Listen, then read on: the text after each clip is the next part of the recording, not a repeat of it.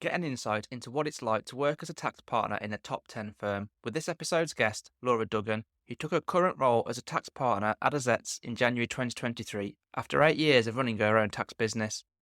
You're listening to episode 79 of the Tax Professionals podcast. This is episode 3 of the Tax Role Insight series, giving you an insider's view into different tax roles. Welcome to the Tax Professionals podcast, the podcast dedicated to helping you improve your tax career. Here's your host, Jack Bonehill. Hi everyone, and welcome to this episode.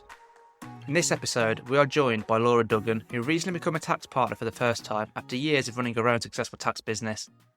This might seem like an odd move in the circumstances, and as Laura says in the episode, some people have said to her that it seems like a backwards move. Laura doesn't see it like that though, and she explains why she made the move in the episode and how her career has led her to this point. However, as this is a Tax Role Insights episode, the main focus is on what it's like to be a tax partner. As Laura is new to the role, she's been able to share a fresh perspective with us, and we cover what Laura's role is like in particular, her remit and what is expected of her, whether, as a tax partner, she has unlimited control, salaries, what a normal week looks like for Laura, how involved she gets in the day-to-day tax work, work-life balance as a tax partner, and whether it's possible to work normal hours as a tax partner, and advice if you want to become a tax partner. Rough timings for each of these sections are in the show notes, which can be accessed at thetaxprofessionalspodcast.com/TTPP79 or in the details section within this episode within your podcast player of choice. I'm a believer that we are responsible for our own tax career, progression and development, but that we should have the resources available to us to do this. I'm always keeping an eye out for gaps in these resources so that I can fill that gap. Obviously, there are the podcast episodes which cover a range of topics now, but on top of this, I provide training courses purely for people who work in tax, which are focused on helping you to develop vital skills to help you succeed in your tax career. I use real stories, real examples, exercises and questions to keep the training interesting, hopefully keep it interesting anyway, and to help you implement what you've learned and actually improve quicker than what you would otherwise. My next masterclass is in September of this year. This will be the Tax Research Masterclass, which is designed to teach you how to undertake quality tax research at work and find the answer to any tax question. It also teaches you how to document your findings so that you can reassure your colleagues that you've done a complete and thorough job, saving them precious time and put an appropriate note on the file. Head on over to thetaxprofessionalspodcast.com/masterclasses for more details, including how you can enrol. If, like me, you're interested in knowing what you're worth in terms of salary, then get in touch with James from the tax recruitment company to benchmark what you're currently on. From his interaction with many different businesses and tax professionals, he has current knowledge of salary rates based on experience and specialism. Speaking with James could help you to negotiate a pay rise or determine it's time to find a new role. Contact details for James can be found in the show notes for this episode at thetaxprofessionalspodcast.com/TTPP79, or you can book a chat with him by heading on over to thetaxprofessionalspodcast.com/salary chat. So, get in touch with James to benchmark your salary or to discuss potentially available roles, particularly if you work in corporation tax, as he's currently recruiting for many roles in this area. Without further ado, let's get to the episode. If you don't mind anyway then, Laura, to just start us off today, can you just tell us a bit about you and your tax career to date? Okay, so I'm currently a tax partner at Azets, working at the Manchester office. My tax career to date has not really taken the usual conventional steps. It didn't from the start. It does look like I started off in the normal way, did a degree in accountancy, joined an accountancy practice, went from accounts into tax, and then built up from there. But it wasn't quite like that. Usually you would go into accounts and then you'd go into compliance and then you would move into advisory, whereas I went into accounts very briefly and very quickly moved into tax advisory, working directly for the tax partner. And from there, I'd moved from Cargill Holloway to Baker Tilly, well, RSM now, and then back to Cargill Holloway, and then to my own business.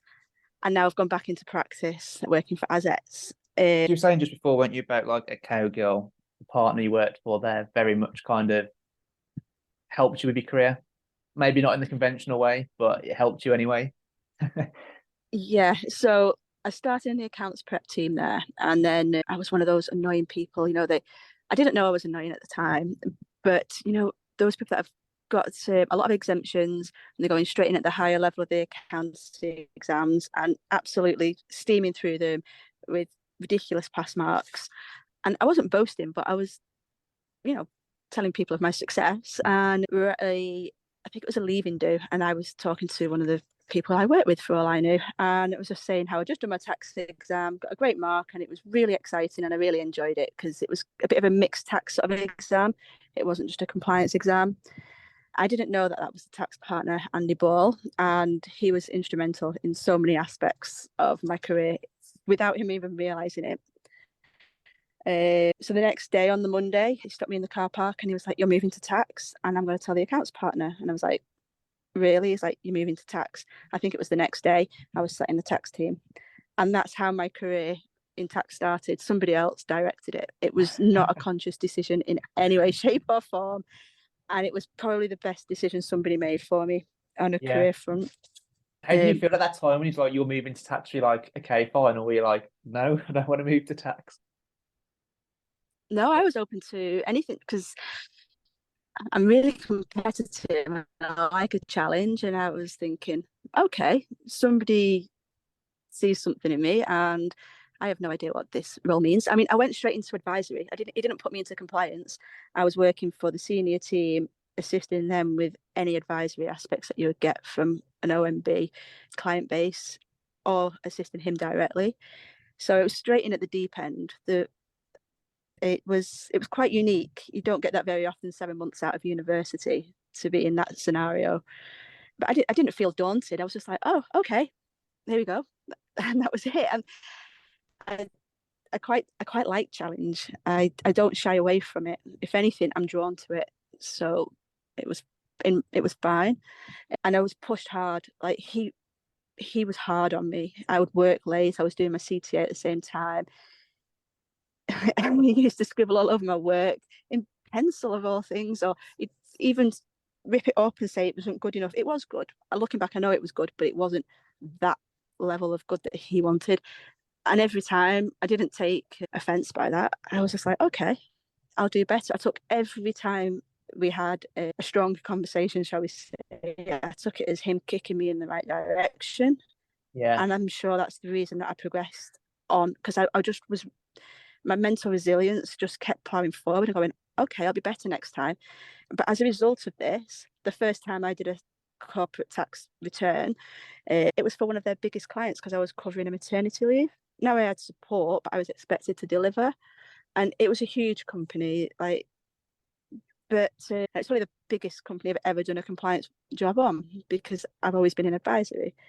And then the first transaction he exposed me to was the sale of a company for several hundred million to, I think it was Times Warner. I think that's what they were called back then. But that was my first sample of that. Now, you wouldn't have got that at that point in your career, like a year post university normally. So yeah, he directed a lot of my career from that point.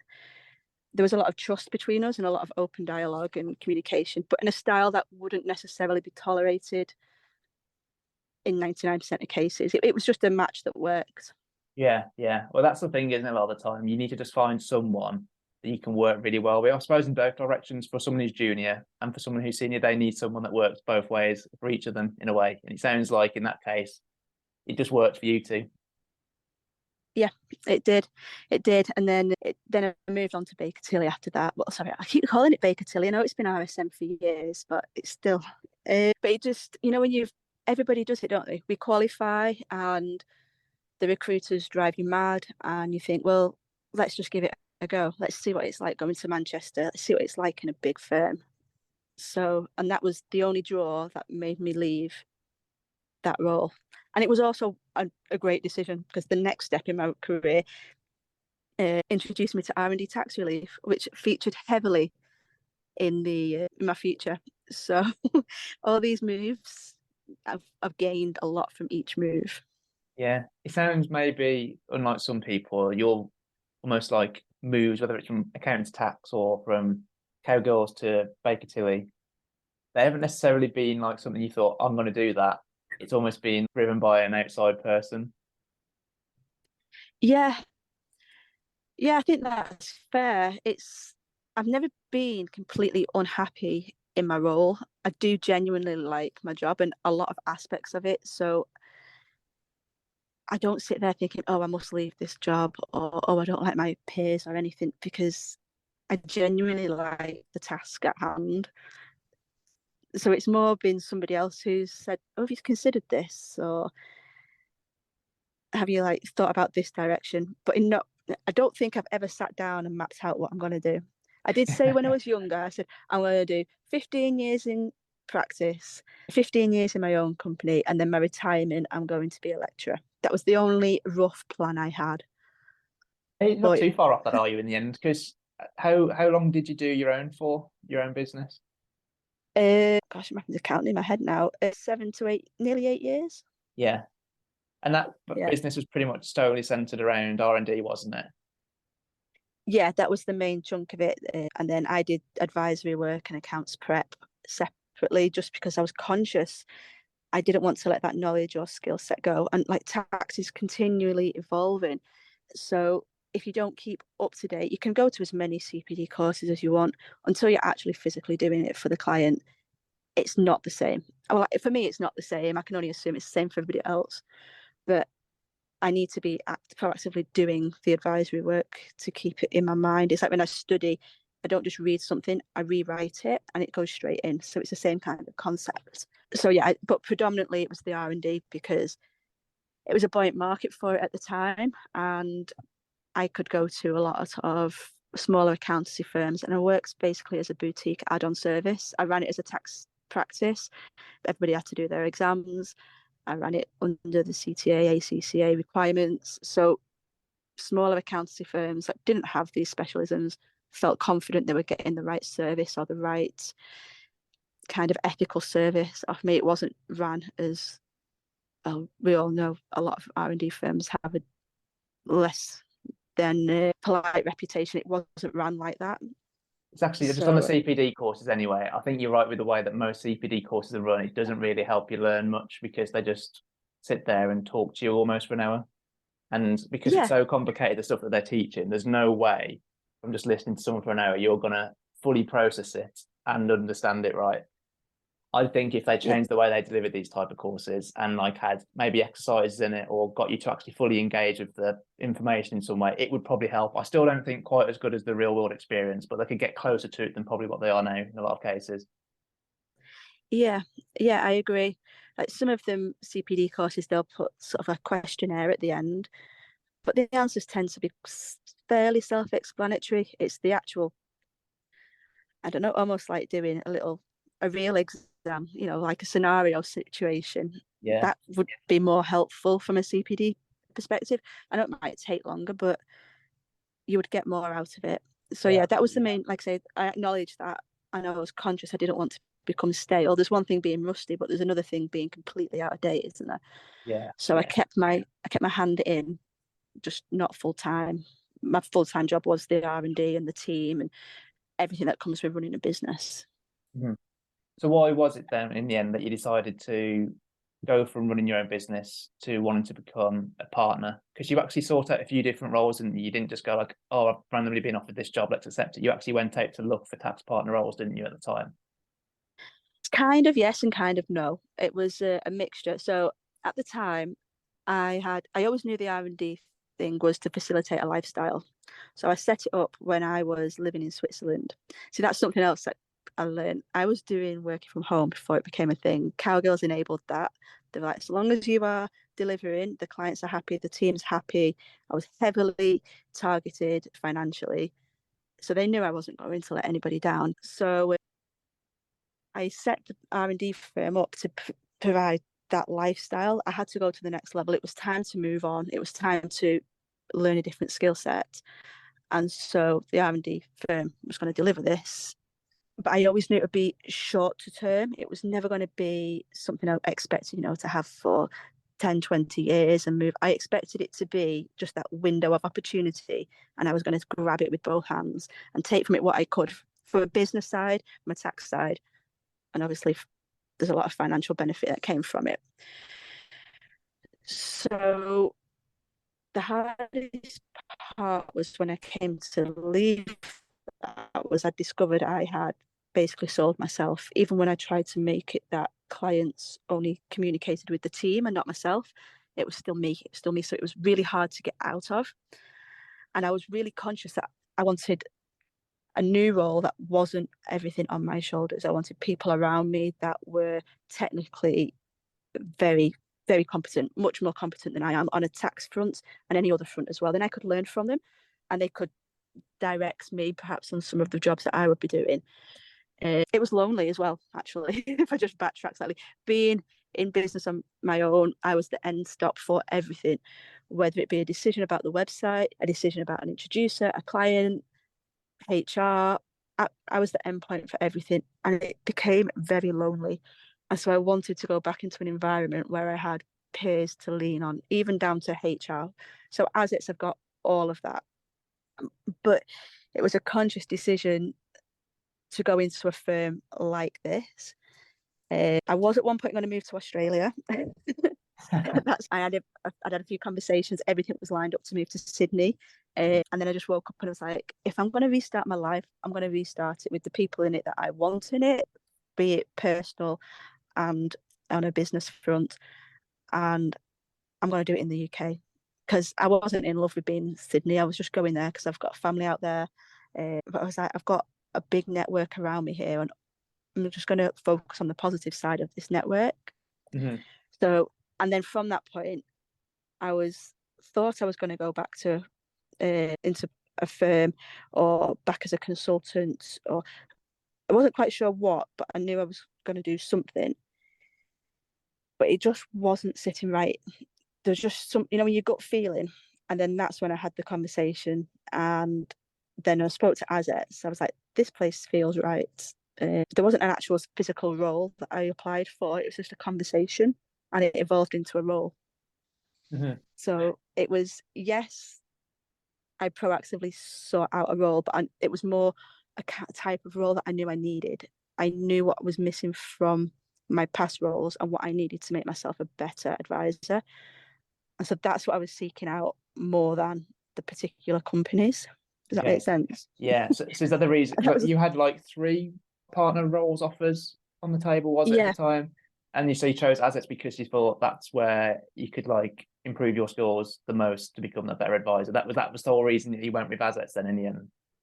Yeah, a mix of reasons. The gut feeling, which I know you shouldn't run on your emotions, but you do that many hours at work. If you're not emotionally invested, I don't really know how you can operate properly because it's that emotional investment that makes you go the extra mile, isn't it?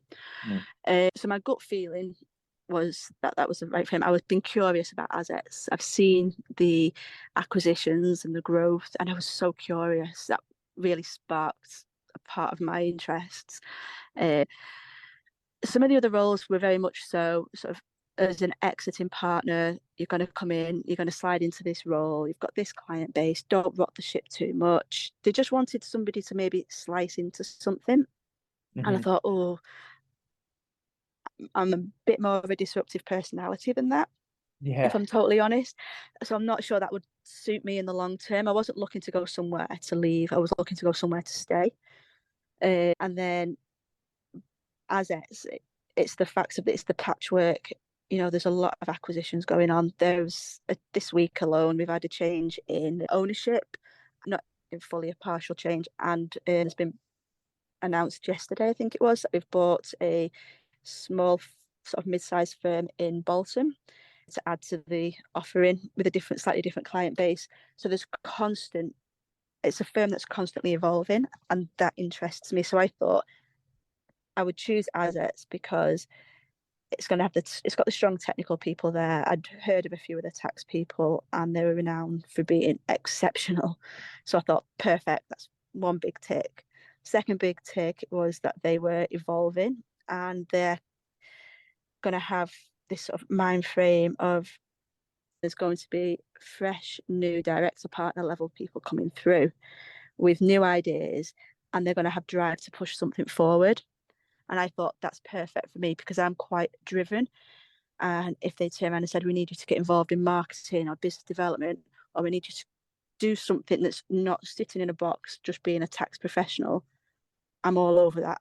I really enjoy that side of things. So I just thought it would be the better fit of firm for my personality. Yeah.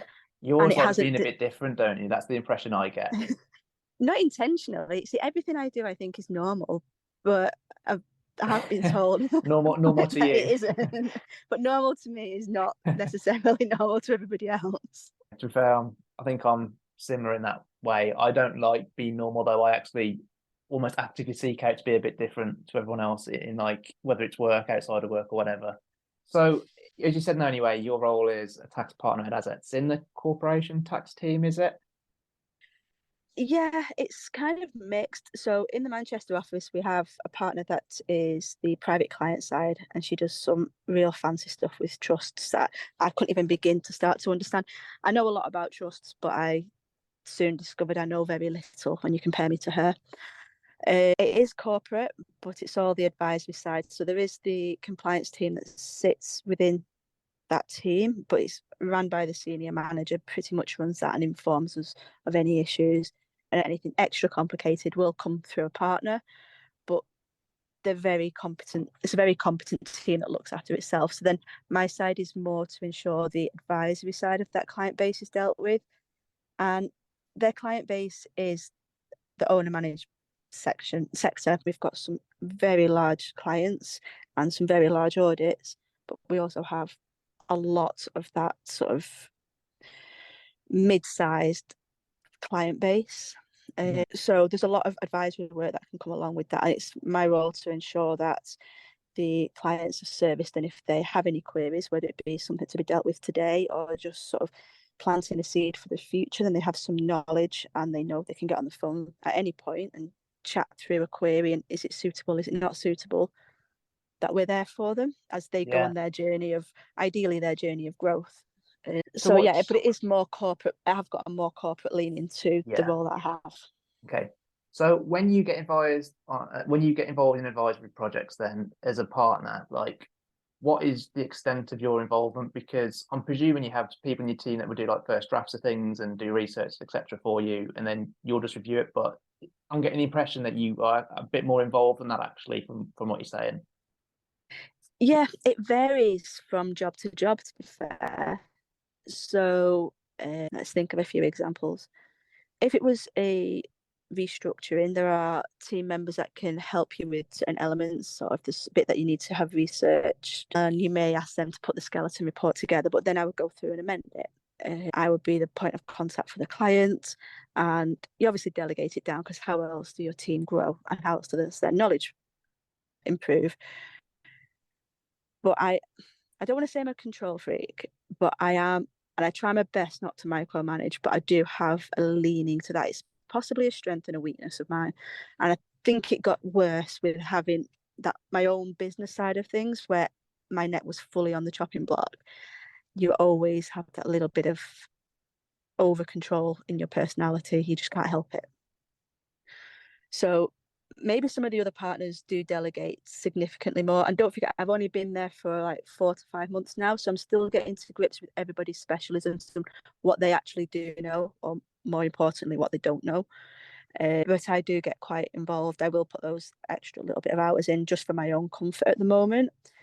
But there are other tasks that I would just completely delegate, because we have certain specialist teams within the company itself. Like there's a R&D offering and there's a national R&D team, and we sit on that. But there are some of the more junior team members, like at manager and assistant manager level, who are excellent at the R&D claims, and I don't feel that I need to interfere too much with what they're doing at all.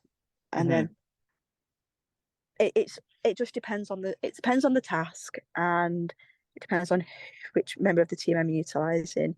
And you've got to grow people. I mean, my career bounded forward because a partner took me under their wing and dragged me along to anything and everything.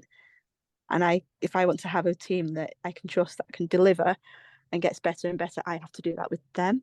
So it's a bit of a mix. That was a long-winded way of saying it's a mix.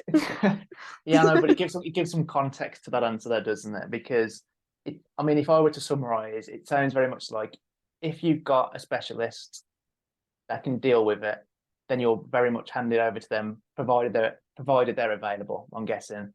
If you don't have that and you have someone that's, like, let's say, got a bit of knowledge on it, you'll be more supportive of them, maybe more involved. And if you've got no one available, then you could very much do it from start to finish in some rare cases. Yeah. Yeah. Yeah. In terms of like overall remit then for your role, what would you say that is? Obviously dealing with the advisory stuff sounds like a big part of it, but are there any other things as well? Let's say staff development, because you've kind of talked about that a little bit already with your last answer. Yeah, you keep an eye on the staff development. Obviously, they're doing their exams, so that takes up a big chunk of that sort of elements of delivery. But then once they have completed their exams, you need to ensure that they continue to grow technically. And I don't just mean tax technically, it could be their written skills, or they might have an interest in business development or making connections. Everybody's different. Like you wouldn't think it, but I'm really shy. If once I get to know somebody, I'm away. But as first port of call, I'm really shy. So I know how long that took to coach out of me. And even now, sometimes I revert back to being super shy. So if just because they're in a technical team, if they need that skill set polishing, we need to make sure that that's polished. It's not just about how well you can do a tax return or how well you can do a reorganization or something. There's other skill sets that are required to enable you to develop. And I'm quite aware of that. I don't know if everybody else is as aware, but I'm quite reflective of what I've had to overcome, and I try to identify what other people's issues are that they need to overcome, even if it's a soft skill. And yeah, I just think development in all areas. I just try and take control of that. I'll put them on courses. We have internal courses, but I'll put them on external ones if I think it's suitable. And then other areas I'm responsible for, as much as we have to look after the clients and the staff and bring in new staff and have the direction of growth, because you know what the staffing market's like, it's hard work at the moment. So you have to be structured in what you're trying to find and why you want the right person for that role and the personality to fit. There's also the business development side of it. In this role at the moment, I am expected to go out there and find new business, whether that be I go and see a potential client and they don't want my tax advice, but I notice I could help them. Well, not me necessarily, but another member of the firm could help them on a different area. Then I'll, for want of a better phrase, I'll cross sell them in. It's just I just see it as an Azets offering. I don't see it as only going out there to look after myself, because I would like to think somebody else might go out to sell them some corporate finance work, perhaps, and they don't actually want that work, but they discover that they would like a share scheme put in place and pass it back. So it's not just about the growth of the team or looking after the clients, it's about the general growth of the company itself and its client base and brand awareness and all of those things that come with being part of a business. Now, that's the way I see it. Nobody's actually sat me down and said, this is the remit. I've just taken it upon myself to believe that's the remit. And it seems to fit quite well with what we have going on. We do an awful lot of networking, like on a social front, but we try to make it more interactive and more fun rather than just turning up to a location for a drink. We try to make it very interactive. So then you are actually building those connections. And I personally think it works. It works for me anyway. It makes it much easier, especially as I said, I am quite shy. So if I am feeling shy, and if you've got something else around you to talk about, it makes it so much easier than saying, oh, hi, I'm Laura, I do tax. That's very robotic. That's really not easy to. Not easy to spark the convo, is it, from that? Yeah. Whereas, yeah, but that's, to be fair, that's down to the business development team, and they organise those situations. And I think they do a good job at it. But it's the whole team. Like I said at the beginning, I wanted to be part of that bigger team, then it wasn't all on my shoulders. And I could just become better at a lot of things. Yeah. So, yeah, I have to say they do that well. I've got a feeling it was you that said this to me, by the way, but if not, whoever said it, it was a really good way to put it. Kind of as a partner, like your overall responsibility in a way is to make money for the firm, right? And then all of the other things that you do are to help achieve that objective. So whether it's staff development, whether it's winning new business, whether it's making the processes more efficient so that you can get more work done, whatever it is. I think that was you that said it to me. Is that? This was definitely me. Yeah, I thought that was you. If it wasn't me, it was my double. It's got me all over it. Yeah, but in a way, then that is your remit. Because when you were saying like, "Oh, I've taken all these things kind of on myself to do them.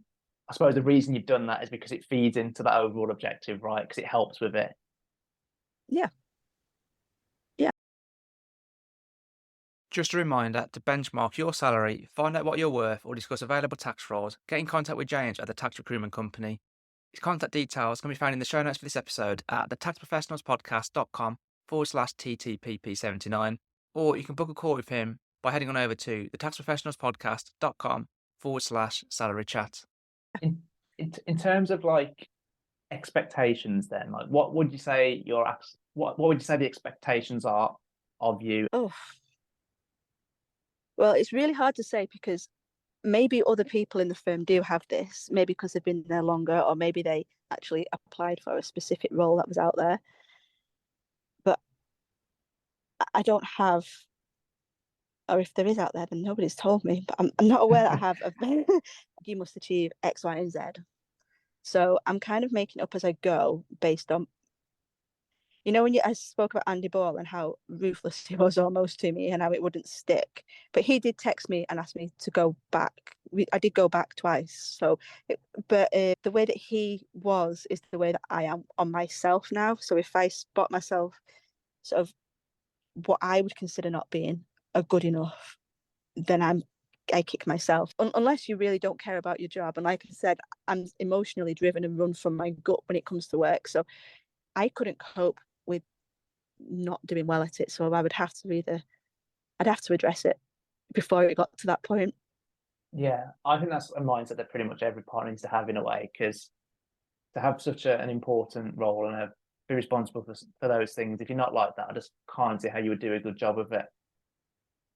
No, and you've got to be able to basically tell yourself off and tell yourself to pull your socks up. Yeah, self-managed, not wait for someone in a else way. to do it. Yes, that's definitely yes. So, because this is like well, it is your first partner role ever, isn't it? And it comes after quite a few years of running your own business. And like, I know I've got perception in my head of what being a tax partner would be like, and I'm sure you had the same before you took this role. Like, have there been any like differences between what you expected and how it's panned out in reality, or is it very much been what you thought it would be? It hasn't been too far different to what I expected. The hardest part is being part of a much larger firm because I'm used to having so much control and so much last say. It didn't matter what happened at the end of the day, what I said went. And that's not the case. And obviously the previous experience I've had has been in firms more with that sort of kind of partner attitude. And now being in Azets, it's recent purchases of all these other firms and some of the existing partner base are there. But at the end of the day, we're making decisions and we have the freedom to make the decisions for what's best for our client base and our marketplace and our local area because we're trusted to know what should be going on in that area.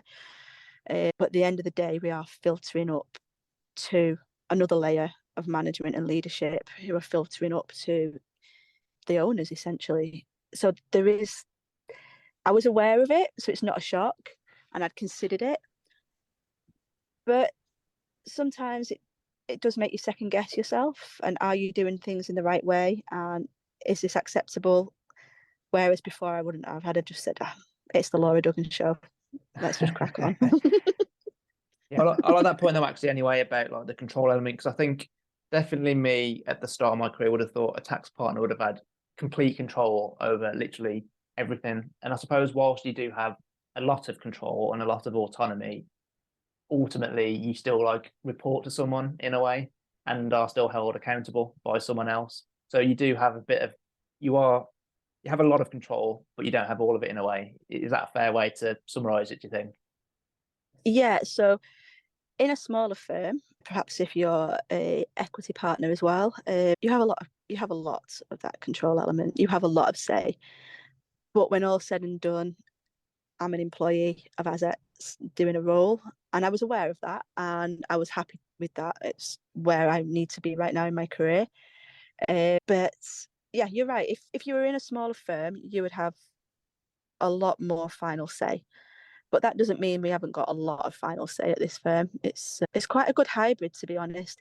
It's not as rigid as some of the other top 10 firms, but it's not as flexible and agile as the mid-tier independent firms. Mm-hmm. This might be my ignorance here, but is Azets set up as a limited company as opposed to a partnership? Yeah. So it's not possible to be an equity partner of Azets then anymore, is it, on that basis? No, that's not an option. You might not be able to say too much about this, but I would be interested. How does it work then in terms of like remuneration packages? Because I'm sure it's same for other firms where there's partners of limited companies. Is it like a mix of salary and say bonuses in some way, or is it like a flat salary and that's it? It completely varies on the package that you've agreed and your role and how you're targeted, I suppose. I don't know how it's not transparent how all the other partners are paid. So I couldn't say from an Azets perspective. From a general perspective, the role, salary, it varies so much. There's a lot of movement in the market at the moment, as everybody knows, and it depends what you're prepared to do for the job. I mean, if you want to work remotely and never see anybody and have a job that's technically in London, then you might get paid a little bit more. But how unsatisfying would that job be? It wouldn't suit my personality. But if you want to be maybe targeted because you are growing a firm, then you might take a lower salary, but know that you can achieve some bonuses. And that's been a structure that I've had historically and been successful with. It always seems more likely, I suppose, to have like a commission or a bonus element if you've got like a heavy sales element of the role compared to potentially. I think the reason for my questions anyway is because I think there's actually a shift from limited liability partnerships to limited companies. And obviously one of the things I used to quite like about being an equity partner is you get a slice of the profits, right? I like that concept. Whereas this move to like limited companies where you can no longer have equity, you have the flat salary thing, which in a way is like, for me, I think would be slightly demotivating, or at least not as motivating as what it would be if I could get a slice of the profits. So the more profits, obviously, the more pay type thing, which might sound really bad, but there is a bit of a. But there's remuneration methods you can put in place using shares and clawbacks if they were to leave employment and things. There's a lot of tax planning and remuneration planning you can put around that. Yeah, and that's probably what's going to happen, right? Because I think people who are maybe I'm wrong, but I've got a feeling people who are upcoming partners still have that expectation to have some form of equity or similar in some way. Yeah, it depends where you are in your career, doesn't it? Because I can say personally, my salary now is significantly less than what I was earning when I was running my own firm. However, where I am right now in my career, this is, I mean, don't get me wrong, I'm not badly paid, but this is where I need to be for me personally, technically, it works. And it depends what you want to get from the role. Once you get so far up the ladder, unless you're just selling your soul for cash, you need to look at what you want from your job. I mean, I think that's happening a lot further down the ladder now as well. I think that's possibly why it's so difficult to get the right candidates at sort of like the newly qualified serve manager level, because I think they've had a sort of reassessment of that whole work-life scenario and what do I need versus what do I have to do. Yeah. So I think there's that side of it, and yeah, there's always multiple sides to it. It's not just as simple as, oh, I'm a partner, I've got equity, I'm earning so much, because there's other things that come with that. Of course, yeah. Well, there's risk with it as well, right? Because if the firm does really bad, you suddenly lost a bunch of money from the capital that you put in. Yeah, and you can never, actually saying that, I still operate as if I don't operate like an employee in my brain, and I don't ever think I will. It's never been my thought processes, but everybody's different. You just need to look at what you want at the time, like I did when I was like, what do I actually want to get from my next role? What do I need to achieve for myself? And what's the hybrid? What can I bring to the table? What can I take from the table? And then go for what you want. basically. And if the financial reward is the massive driver for you, if that is where you're heading, if that's your time of life, then you have to make the sacrifices that go with that. Yeah. And there are sacrifices that come with it. Yeah, of course, yeah. But what I quite like anyway is because, again, when I was probably about, I don't know, 2-3 years in, I thought pretty much every tax partner role was the same, like with a heavy sales kind of responsibility on it. But the more I've worked in tax and the more people I've spoken to, the more I realise that's not the case. Like, tax partner roles can vary vastly, can't they? From one firm to another, even within the same firm, from one tax to another. Like, you can pretty much make of it what you will or what you want to. I know this is going to be impossible to answer like accurately, but like what does a normal week look like then? Like, what are the usual things that would happen for you within a week at work? Oh gosh, some weeks I have a lot of meetings, not necessarily client ones, more business. We have meetings from a business development side of things. We have meetings for the marketing, so we're all kept up to date what the overall strategy is, and then we can move around that strategy as best suits us. So it's very, they try to communicate a lot, they try to be transparent with each other, and I like that. I have internal meetings with the team. I try and sit with the CT team twice a week, just as a catch up. If you've got any queries, if you've got anything coming out of the woodwork, I've audit delivered everything that you need, the usual. Yeah. Who's holding you up? Have you checked your whip? Don't forget, we have timesheets and whip. And so all the same things that every firm would go through. And then there's obviously the client side of things, whether it be actually prepping and delivering the work or looking at a business development sort of opportunity, whether it be a networking event or speaking to some potential targets or people you want to make connections with, so as we can cross refer work to each other. So yeah, it varies, but everything that you think you can list off that we might be doing, we're doing. There's no getting away from that. But that's because it works. Well, I say it works. That's because it's believed to work. And that's why so many firms have these sort of same processes. It's tried and tested. So why wouldn't you use that method? Yeah, no, it makes sense. You have touched upon this a little bit already, but like in terms of work-life balance, obviously you know what it's like for you. So what would you say are like your normal weekly hours, and is that done out of necessity or out of like personal choice, would you say? So you might have got the impression that I tend to work more than my hours, always have done. It probably needs to understand the kind of background I've come from to understand why I think it's normal. So all my family have their own startup businesses and they've been fairly successful, significantly in the sales side of things and as sort of middlemen. But nevertheless, they've gone from scratch and they've done very well. And then on the other side of it, we're from farmers, but not. We're like farmers that are very entrepreneurial, into diversification, growing, buying new farms. And we're not just the kind of farmers that sit back. So we never stop working as a family, biologically, we just don't stop. I've never been on holiday and sat there and sunbathed. I'll go on holiday and I'm scuba diving, skydiving, rafting, paddleboarding. I'm not still. Or skiing. Definitely skiing. So when it comes to work, to say how many hours do you work, if I'm not working, I'm doing something else that's active. But I can't do. So I ride horses and I show jump.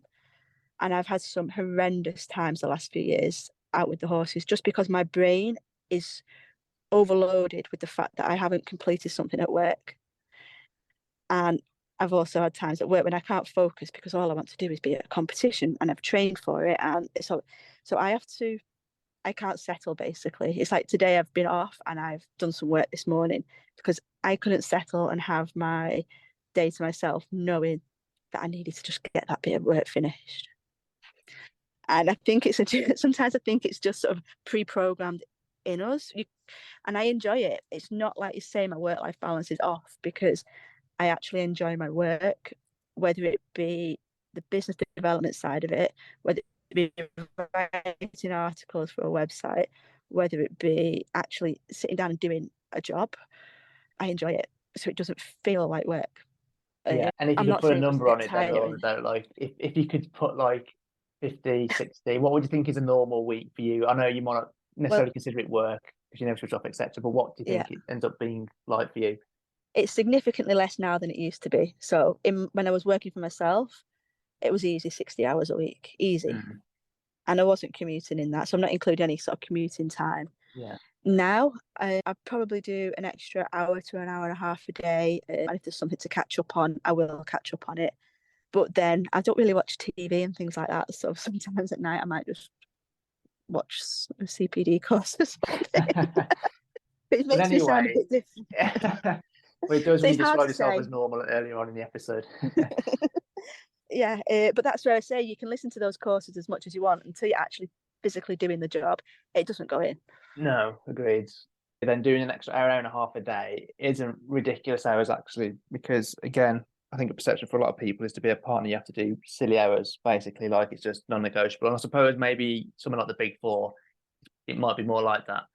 But it's always nice to know, I think, that you don't have to accept ridiculous hours to do like a partner role of some sort.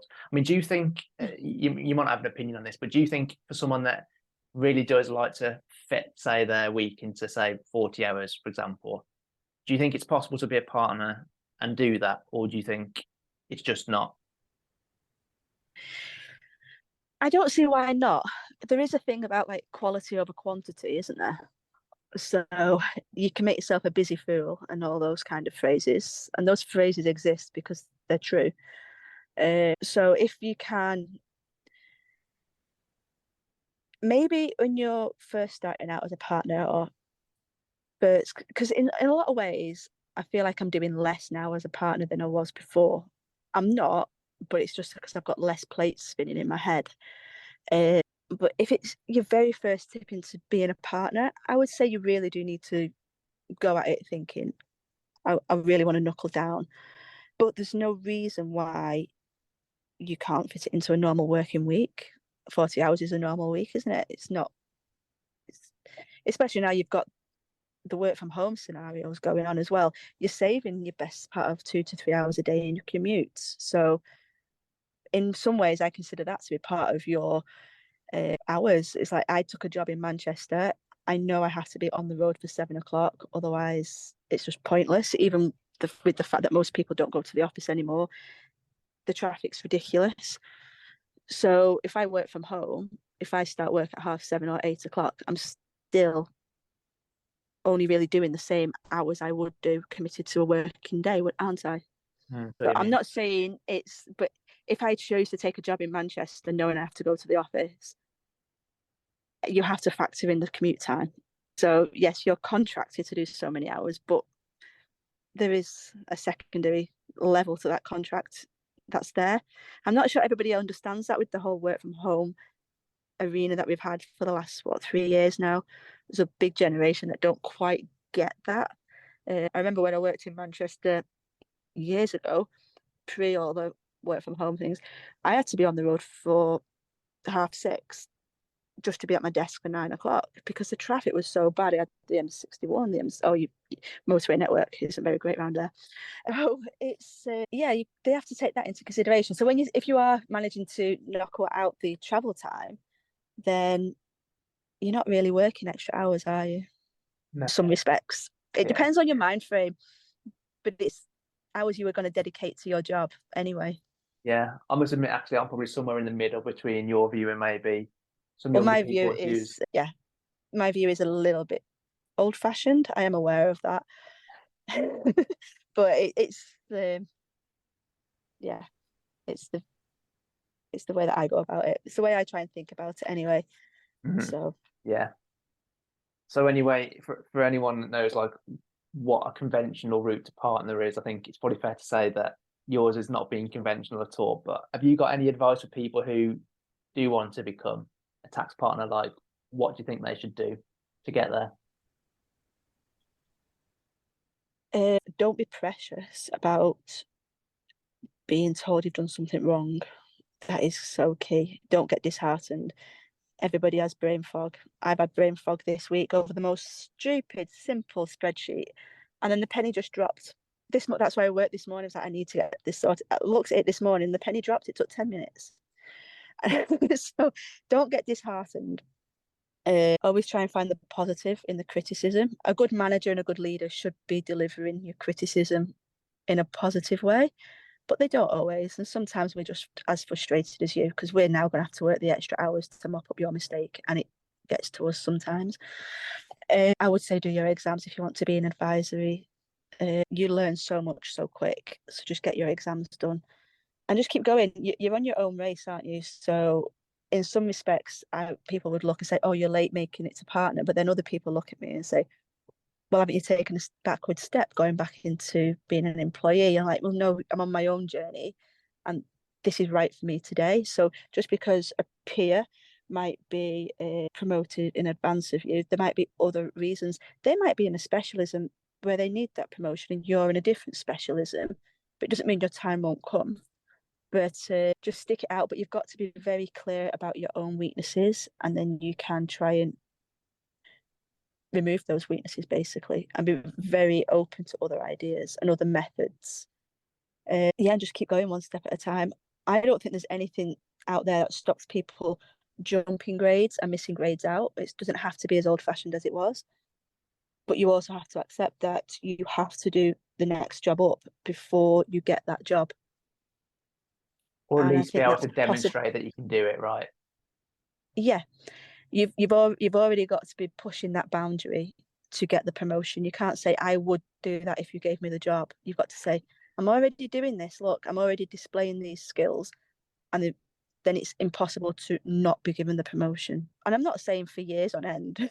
I obviously have a clear structure, have a clear plan, know where you want to go, and say, right, from now for the next 12, 18 months, 2 years, I'm going to achieve these steps, and that is going to fill that gap. That's going to get me to the next level. I'm saying that as if it's all structured, and my career has just been literally one chance after another. That's whether it was my attitude that just made the most out of it, or whether fate has just played a huge part in it. But I wouldn't be in tax if it wasn't for Andy Ball. I wouldn't have learned about running my own business and working abroad if it wasn't, again, for Andy Ball giving me that freedom in the security of working for somebody else. It's not always as pre-planned. I didn't sit down and plan it out. What I planned out, I think I should be prepping to become a tutor anytime soon. I've got no intentions of doing that. Yeah. Plans change. Yeah, you've got to have that flexibility. So yeah, just be open to options, but be careful. Just be careful at what roles you choose to take, because it's not necessarily the first one that is the right one.